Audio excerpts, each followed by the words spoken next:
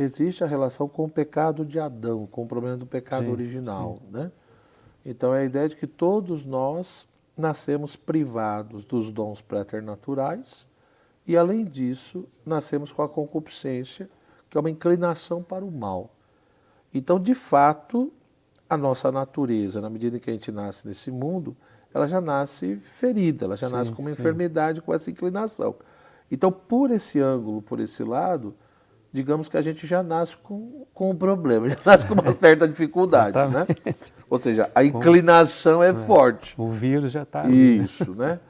Mas, por outro lado, né, pensando, por exemplo, naqueles que foram batizados, Sim, crismados, etc., que receberam a graça de Deus, foram purificados, nasceram de novo, por quê que se manifesta tudo isso? Então, a gente tem que entender que, mesmo depois do batismo, como diz o catecismo, a concupiscência, a inclinação para o mal continua, né? Mas, ao mesmo tempo que essa inclinação continua e outras dificuldades, Deus também nos deu a sua graça, né? E a própria questão dos dons do Espírito Santo, das sim, virtudes sim. infusas.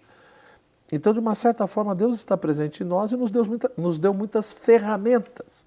Aí entra o segundo ponto que você colocou, quer dizer, aí entra as escolhas, Exato. as decisões, né? Os pecados pessoais. E aí aquela história, desde criança, adolescente, jovem, se muitas vezes não fui bem orientado, ou mesmo fui, mas não ouvi, Sim, né? sim. Fiz escolhas erradas e um monte de atitudes inadequadas. E fui repetindo isso. Então, nesse sentido, o que acontece? Eu já tinha a inclinação, ou seja, eu já tinha uma luta a ser travada, Exato. né?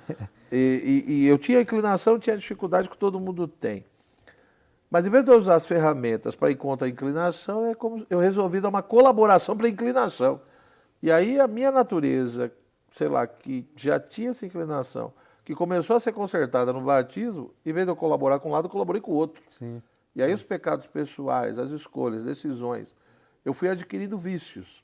É, E aí vai se tornando uma situação, ou seja, a minha alma vai ficando mais exato. enferma. É a maneira como eu pego a doença, né? Como eu me Sim. contamino.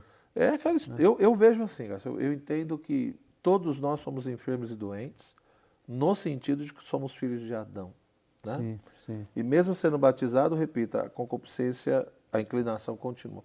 Porém, existe uma gama dos nossos problemas que, de fato, está relacionado às escolhas e atitudes pessoais, né? Então, Sim, sim. infelizmente, às vezes nós repetimos atos, né? Porque a pergunta é essa. Muitos me perguntam, né? Eu dou aula de ética, enfim, há muito tempo, e professor, como é que nós adquirimos vícios, né? Bom, você adquire vícios repetindo, é pela Exato. repetição, é É um pela hábito. prática. Tem, Então você vai tem, adquirindo isso, esse hábito. tem um livro, eu li esse livro há pouco tempo, chama O Poder do Hábito. Né?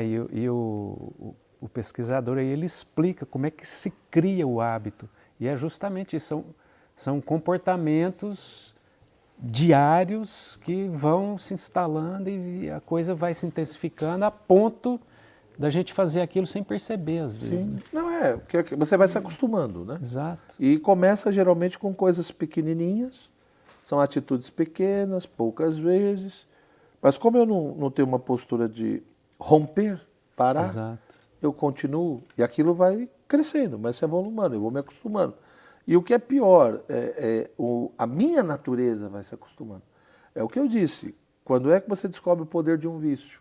Quando você tenta enfrentá-lo. Quando você Exatamente. tenta, né, fala, olha, exemplo simples, vai, o vício da bebida. Sim, sim. Sou alcoólatra, etc. A partir de amanhã eu não bebo mais, eu não quero beber mais. Aí você descobre o poder que o vício tem sobre você. Ou seja, aí você vivencia aquela divisão e cisão interna, né? Exatamente. Por um lado, eu não quero beber mais porque eu estou vendo os malefícios, eu estou vendo os problemas em todos os sentidos, mas parece que em mim existe algo que me domina. Eu não consigo me controlar mais. Eu perdi o controle da minha vida. A minha vontade, né, Exatamente. é uma vontade dividida. Eu quero e não quero ao mesmo tempo. Aquilo que São Paulo diz na carta aos Romanos, né, capítulo 7º. Não consigo fazer o bem que quero, mas faço o mal que não quero, porque o pecado habita em mim. É a força do pecado associado aos maus hábitos, aos vícios. Exato. Então, conforme isso de fato vai enraizando, né, da mesma forma que a graça de Deus tem um poder enorme, né, mas a graça supõe a natureza. É aquela história, Deus me ama por primeiro, a graça é gratuita, né, antes de qualquer mérito, sim. mas eu também preciso corresponder a essa graça. E aí eu acho que é nessa correspondência, muitas vezes, que nós falhamos, damos espaço para um monte de coisas que não deveríamos dar. Sim.